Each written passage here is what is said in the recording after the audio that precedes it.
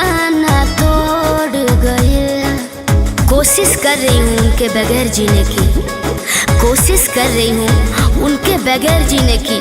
अगर जिंदा रही तो इतिहास बन जाऊंगी, मर गई तो लाश। जे वादा कइल समझिए के वो मोरे के कगार पे छोड़ गए। मिट गइल हमार पहचान जी, काहे प्यार भइल बेईमान जी।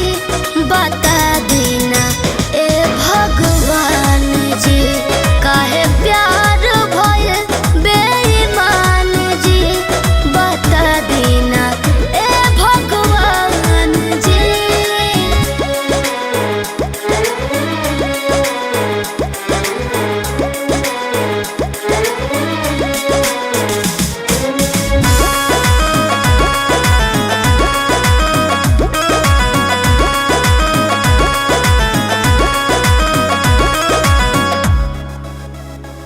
दिल माने नाही मनोलोप, मन से मन में जुदा भइले।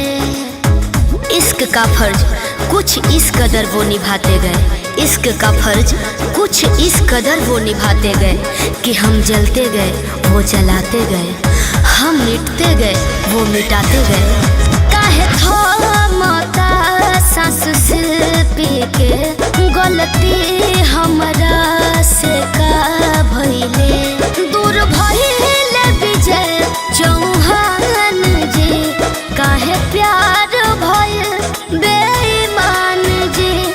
बता देना ए भगवान जी, काहे यार भइल बेईमान जी। बता देना ए भगवान जी, काहे प्यार